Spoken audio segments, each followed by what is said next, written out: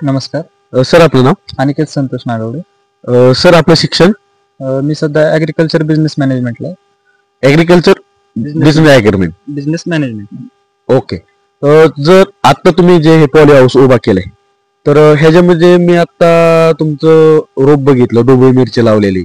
तर हे किती गुंठ्यामध्ये झाड आहेत? साधारणतः हे आपलं 20 गुंठ्यांचं पॉली हाऊस आहे आणि याच्यामध्ये साधारणतः 5,800 रुपये.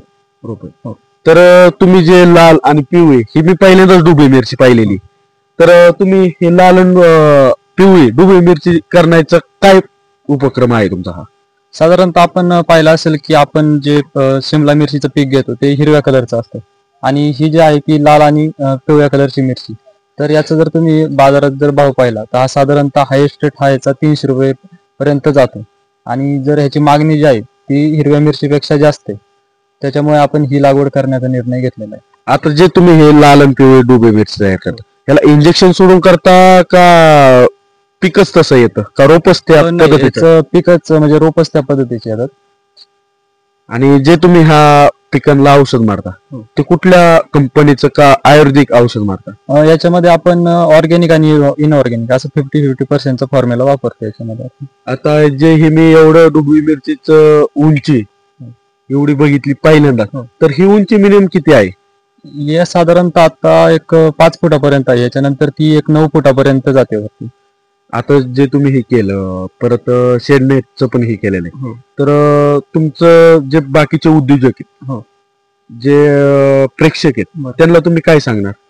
आपण जर पाहिलं, आपण जर बाहेर जे पिकं घेतो ऊस वगैरे, तर आपण एकरामध्ये साधारणतः आपल्याला एक 2 लाख ते 2.5 लाखापर्यंत उत्पन्न भेटतं आणि याच्यामध्ये जर पाहिलं तर हे आपलं 20 गुंठ्यामध्ये म्हणजे अर्धा एकर मध्ये जर तुम्ही सरासरी त्याचं उत्पन्न एक 15 टनापर्यंत निघतं 7 ते 8 महिन्यामध्ये. तर 8 महिन्यामध्ये आपल्याला सरासरी तुम्ही 100 रुपये जरी रेट पकडला तरी आपले 8 महिन्यात एक 15 लाख रुपये आपले होऊन जातात. म्हणजे आपण 20 गुंठ्यात 15 लाख रुपयाचं उत्पन्न काढतो वर्षाला. आता तुम्ही एवढं शिक्षण करूनही तुम्ही शेती ह्याच व्यवसायात का उतरला? तसं पाहिलं तर याला शेती असं नाही म्हणता येणार. ह्याच्यातून आपण मार्केटिंगद्वारे याचा आपण एक्सपोर्ट सुद्धा करू शकतो. म्हणजे याच्यात स्कोप भरपूर आहे आपल्याला. नमस्कार सर. नमस्कार. सर आपलं नाव?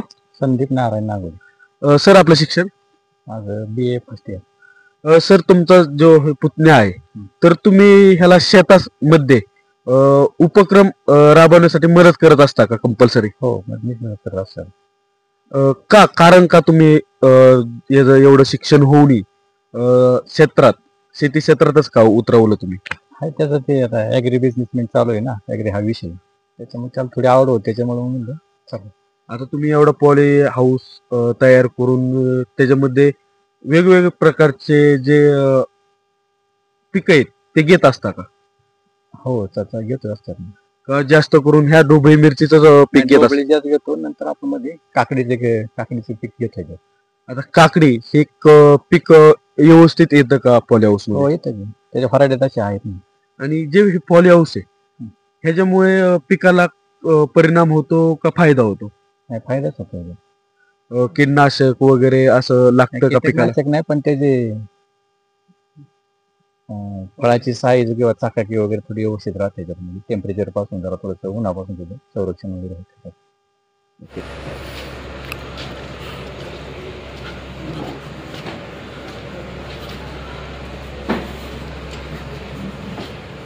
नमस्कार सर. नमस्ते सर आपलं नाव? माझं श्रीकांत दिगंबर लंगोटे.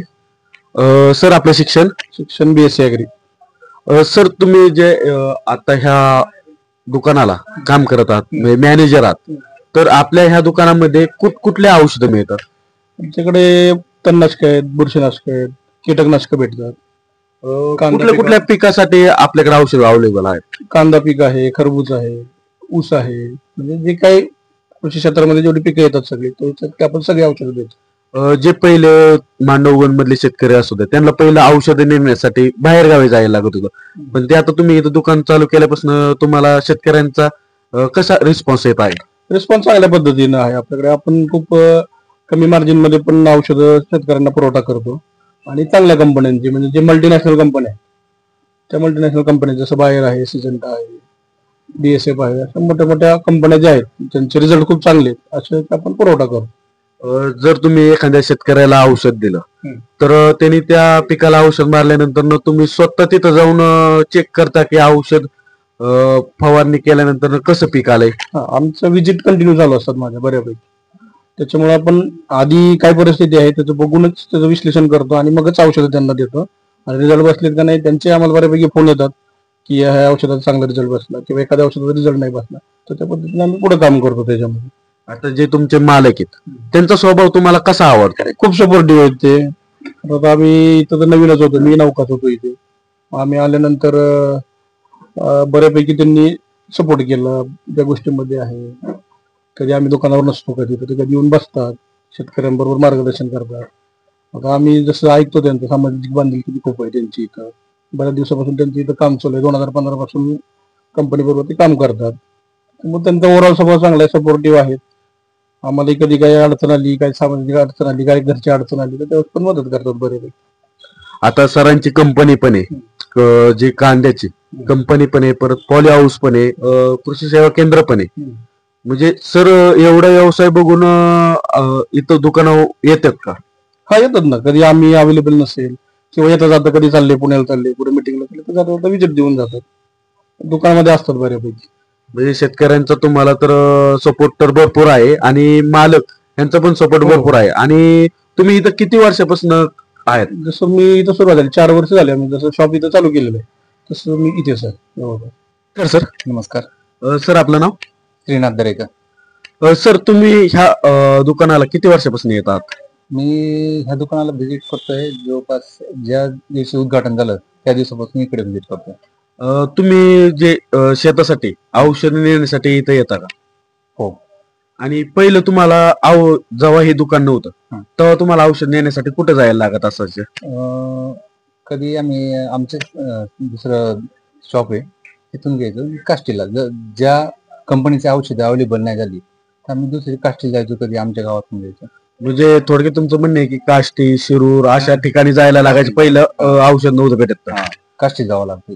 आता जे तुम्हाला औषधं लागतात त्या सर्व कंपनीची औषधं तुम्हाला ह्या दुकानामध्ये कंपल्सरी मिळतात का? हा, कंपल्सरी भेटतात. म्हणजे आता ज्या शेड्यूल प्रमाणे आम्हाला ज्या कंपनीचे औषध लागतात, ज्या स्टँडर्डचे वाटत त्या स्टँडर्डचे आम्हाला औषध इथे अवेलेबल होतात, पूर्णपणे अवेलेबल होतात. म्हणजे जे तुम्हाला पहिलं कंपनीचं जे औषध भेटत नव्हतं तेव्हा काष्ट्याला जायला लागायचं, तेव्हा तुमचा टायमिंग जात असायचा. पण आता तुमचा तो टायमिंग वेळ आताची वेळ वाचते आमची. आणि शिवाय डिस्टन्स वाचल्यामुळे जे खर्च आमचा यायचा जायचा ट्रान्सपोर्टचा होता तो खर्च वाचला. जे इथले मॅनेजर आहेत परत जे मालक आहेत त्यांचा तुम्हाला स्वभाव कसा वाटतो? स्वभाव कोऑपरेटिव्ह आहे. म्हणजे ज्या पद्धतीने आम्हाला कन्सल्ट केलं जातं, म्हणजे औषधाच्या बाबतीत ज्या पद्धतीने शेड्यूल केलं जातं त्या पद्धतीने आम्हाला ती कन्सल्टिंग करतात. त्या पद्धतीने प्लॉटवर व्हिजिट देणं, वेळेवर रोगराई पिकांची बघणं, म्हणजे त्या पद्धतीने त्याचं निदान करणं, त्या गोष्टी प्रॉपरली समजून सांगितल्या जातात. म्हणजे तुमचं म्हणणं आहे की जे मॅनेजर आहेत ते तुम्हाला औषध दिल्यानंतर ना त्याचं पाहणी करायला स्वतः येतात का? स्वतः मॅनेजर होतो. नमस्कार सर, आपलं नाव? मी ज्ञानेश्वर बाबासू नागवडी, राहणार मंडवून फराटा, तालुका शिरूर. आता आपल्या शेतामध्ये काय केलेलं आहे? सध्या शेतामध्ये माझ्या ऊस आणि वांग्याचं पीक. तर जे वांग्यासाठी तुम्ही इथनं औषध नेतात त्याचा रिझल्ट कसा येत आहे आपल्याला? मी या बीजी फार्मस मधून जी औषधं नेतो त्याचा उत्तम प्रकारे मला रिझल्ट बसतो. आणि वेळोवेळी मला श्रीकांत सर आणि नागवडी साहेब मला व्यवस्थित मार्गदर्शन करतात. आणि जे तुम्ही इथनं औषध नेता तर जे मॅनेजर असतील ते स्वतः येऊन पाहणी करतात का? प्रत्येक वेळी जे औषध दिलेले आहेत त्यांनी पिकासाठी ते पीक फवारणीची इत्यंभूत मला माहिती देतात आणि त्याचा रिझल्ट कसा बसला तो विचारतात. पण स्वतः इथे साईड वरती येऊन व्हिजिट करून जातात आणि वेळोवेळी गायडन्स करतात. आणि तुम्हाला जे मॅनेजर जे मालक आहेत त्यांचा स्वभाव कसा आवडतो? आणि जेव्हा तुम्हाला पहिलं इथं जे हे दुकान नव्हतं तर कुठं जायला लागत असायचं औषध आणण्यासाठी? ह्या दुकानाचे मालक आणि मॅनेजर यांचा स्वभाव अत्यंत चांगला आहे. ते म्हणजे वेळोवेळी आम्हाला मार्गदर्शन करतात. शिवाय फोनवरती प्रत्यक्षात भेटून त्यांचं गायडन्स तर चालूच असतं. शिवाय स्टाफही त्यांचा चांगला आहे. ज्यावेळेस हे दुकान इथे नव्हतं त्यावेळेस आम्ही म्हणजे बाहेरच्या गावातून जाऊन औषध आणायचे, जसे काष्टी असेल, श्रीगोंदा असेल किंवा दौंड असेल, या ठिकाणी जाऊन आम्ही औषधी खरेदी करायची. म्हणजे जेव्हा ही दुकान तुमच्या गावामध्ये चालू झालं तसं तुम्हाला तुमचा टाइम वाचत आहे असं तुम्हाला सांगायचं आहे का? 100% टाइम वाचतो. आणि दुकानावरती असलेले मॅनेजर किंवा मालक ते वेळोवेळी व्हिजिट त्यामुळे पिकात बदल किंवा काही अडीअडचणी असतील, रोग असेल किंवा काय असेल त्याची वरती वेळोवेळी आम्हाला चांगलं मार्गदर्शन होत आहे. सर नमस्ते. सर आपलं नाव? मी तानाजी एकनाथ तांबुडे, गाव सादलगाव, तालुका शिरूर, जिल्हा पुणे. सर तुम्ही ज्या तुमच्या शेतासाठी इथनं औषधं घेऊन जाता, याचा रिझल्ट तुम्हाला कसा येत आहे? बीजी फार्मामधून औषधं घेऊन जातो मी. त्याचं कारण असं आहे, अचूक निदान करणारे इथं माणसं आहेत, अचूक निदान आणि योग्य मार्गदर्शन. त्याच्यामुळं इथल्या औषधं घेऊन गेल्यानंतर कमी खर्चामध्ये जास्तीत जास्त उत्पन्न आम्हाला मिळते. आणि जे इथले मॅनेजर आहेत, तुम्ही इथनं औषध नेलं तर स्वतः रानामध्ये येऊन तपासणी करतात व काय प्रॉब्लेम असेल तर अजून औषधं लिहून फरक पडतो का? 100% इथले मॅनेजर स्वतः येऊन व्हिजिट करतात. व्हिजिट केल्यानंतर त्यात नक्की काय प्रॉब्लेम आहे ते आम्हाला योग्य मार्गदर्शन करतात, योग्य माहिती देतात. त्याच्यावरती काय उपाय केला पाहिजे, ॲज तुमचं केमिकल असेल किंवा जैविक मध्ये असेल, ते दोन्ही पद्धतीने समजून सांगतात आणि त्या पद्धतीने आम्ही औषध वापरतो. रिझल्ट बऱ्यापैकी चांगला. आणि जे तुम्हाला औषध शेतासाठी पाहिजे असेल ते कंपल्सरी इथं अवेलेबल असतं का? हो, सापडतेच 100%. आणि पहिले तुम्हाला औषध आणण्यासाठी कुठल्या गावी जायला लागत असायचं? पहिलं मूळ म्हणजे असं होतं, पहिलं रोगाचं निदान कळत नव्हतं आणि औषध आणायचे म्हणले की केडगाव किंवा काष्टी या ठिकाणी गेल्यानंतर त्यांना सांगावं लागायचं की असं झालंय. त्यांना समजायचं नाही की काय नक्की झालंय. म्हणजे औषध वेगळं यायचं किंवा रिझल्ट मिळत नसायचे किंवा अनेक प्रकार असायचे. मग आता काय होते, ते समक्ष पाणी करतात. पाणी केल्यानंतर सांगतात की ह्याच्यावरती आपल्याला हे म्हणजे असा असा रोग आलेला आहे, असं असं हे केलं पाहिजे किंवा ह्या प्रकारे आपल्याला औषध वापरलं पाहिजे. त्या पद्धतीने वापरतो. जे दुकानचे मालक आहेत त्यांचा स्वभाव कसा आहे? छान स्वभाव आहे त्यांचा, काय अडचण नाही. म्हणजे समजून घेणार, समजून सांगणार. नमस्कार सर. नमस्ते. सर आपलं नाव? संतोष नारायण नागवडे. सर आपलं शिक्षण? शिक्षण BA.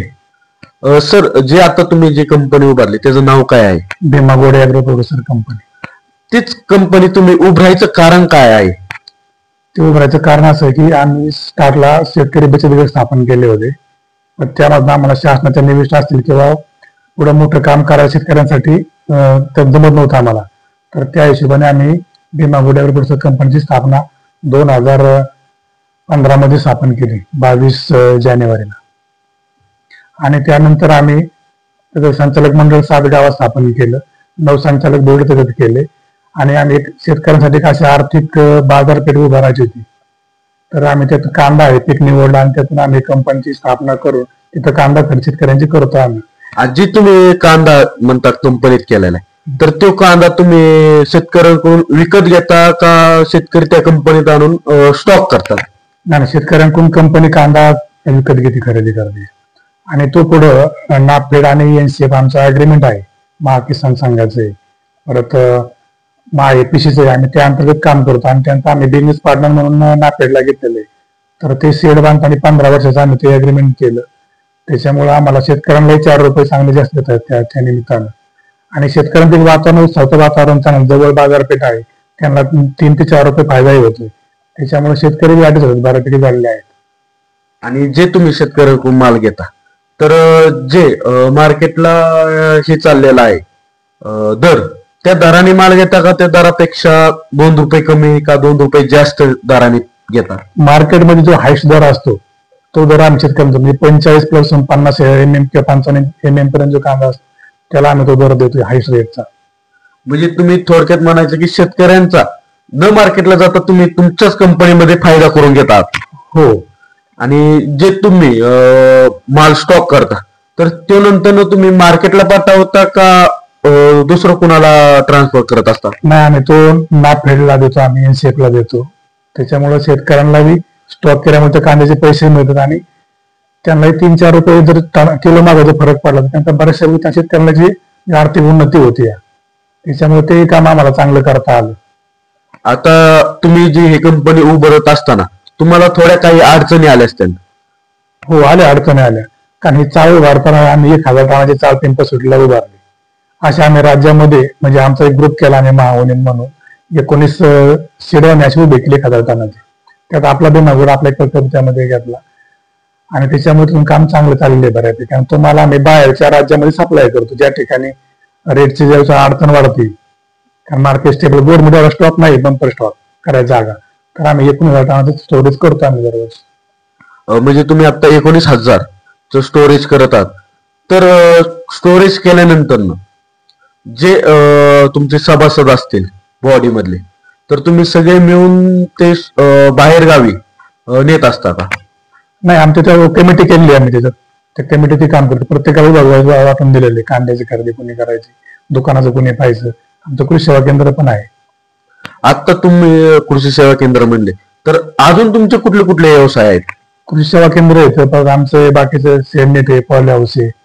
आणि लोकांना एक असं आपण वेगळं पण दाखवणं गरजेचं आहे, कारण का नुसतं ऊस शेती करून किंवा काम शेती करून जमत नाही, आणि शेतकऱ्यांना 2 रुपयाचा फायदा झाला पाहिजे. त्या उद्देशाने आम्ही कृषी सेवा केंद्र स्थापन केले आणि शेतकऱ्याची आर्थिक उन्नती करण्यासाठी आम्ही एक पॉली हाऊस स्थापन उभं केलेलं आहे. जे पॉली हाऊसचं म्हणताय, तर तुम्ही जे कंपनी पण सांभाळत आहात आणि पॉली हाऊस पण तुम्ही सांभाळत आहात, तर पॉली हाऊसला तुम्ही स्वतः असता का कोण बाकीचं असतं घरात? पॉली हाऊस आमचे बंधू चिरंजीव आणि आमची मंडळी, त्याच्या मंडळी आम्ही पाहतो 4-5 जण काम ते सगळं. आणि जे कृषी सेवा केंद्र म्हणले त्याच्यामध्ये तुम्ही स्वतः दररोज दिवसभर बसून असता का तिथं कोण ठेवलेलं आहे? नाही, तिथे आमचे सगळे मुलं येतं, काय डॉक्टरच्या वेळेस ठेवतात, राहुल खांडागले म्हणून येतं, ते पाहतात दुकानात सगळे. म्हणजे आणि तुम्हाला हे एवढं व्यवसाय आहे, ह्यातनं तुम्ही कंपनीसाठी कसा वेळ देता? कंपनीसाठी कसं आहे, पूर्ण वेळ 2015 पासून जी कंपनी स्थापन केली आम्ही, पूर्ण वेळ कंपनी देतो सगळं फोकस, मेन कंपनीचे.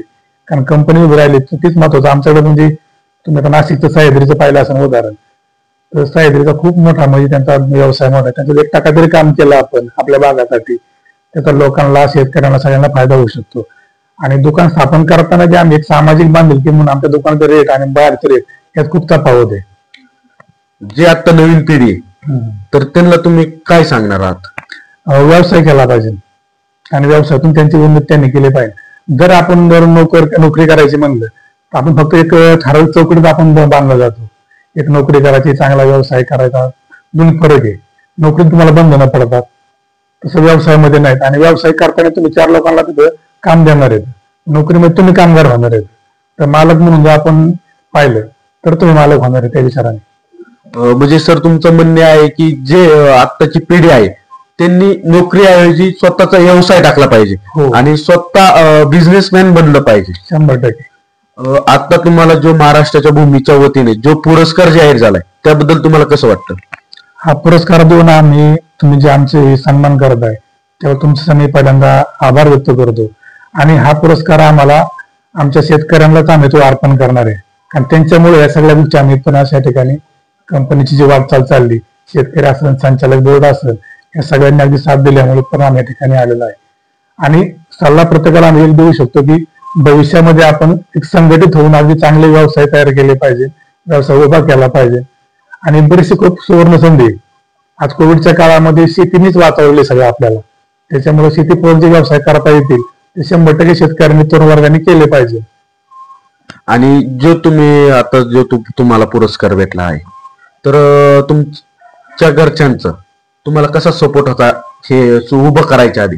नाही, घरच्यांनी सपोर्ट दिला म्हणून त्यामुळे ह्यांनी पण पोस्ट आला, कारण त्यांनी तेवढा वेळ आम्हाला म्हणजे मोकळा सोडला. त्याच्यामुळे आम्हाला कृषी सेवा केंद्र असेल, कंपनी असेल किंवा एवढं मोठं पॉलिस उभं करायला ह्याला पूर्ण वेळ देऊन काम करावं लागतं. त्यात मी गाडून घेतलं होत नाही, त्याशी ते वळणार नाही. त्याच्यामुळं याची खरी तर श्रेय घरच्यांना जातं, कारण तेवढा वेळ त्यांनी पूर्ण आपल्याला म्हणजे मोकळं सोडलं, तुम्ही करता व्यवसाय, त्याला सपोर्ट दिला सगळ्यांनीच. तुम्ही मिनिमम हा व्यवसाय किती वर्षापासून करतात? 2015 पासून करतोय आम्ही. 2015 पासून. तर तुमचे आई वडील, तुमचे मिसेस यांनी तुम्हाला भरपूर सपोर्ट केलेला आहे तुमचं म्हणणं आहे? हो, सपोर्ट केला. त्यांच्यामुळेच आज आपण या ठिकाणी म्हणजे अगदी भाऊ असेल, आई वडील असतील, चिरंजीव असेल, यांनी सगळ्यांनी सपोर्ट केल्यामुळे आम्ही या ठिकाणी पर्यंत पोहोचलो. तर मित्र परिवार असेल, आमची चर्चा व्हायची, आता काय केलं पाहिजे, नवीन व्यवसाय कसा उभा केला पाहिजे, चर्चेतून बऱ्यापैकी विषय मार्ग निघून पुढे जाता येते. म्हणजे तुम्ही जे महाराष्ट्र भूमीच्या वतीने तुम्हाला जो पुरस्कार जाहीर झाला ते तुम्ही शेतकरी, तुमचे मित्र परिवार आणि तुमचे आई वडील व कुटुंब यांना प्राधान्य करणार आहे? हो, त्यांच्या सुपूर्द करायचा पुरस्कार त्यांना.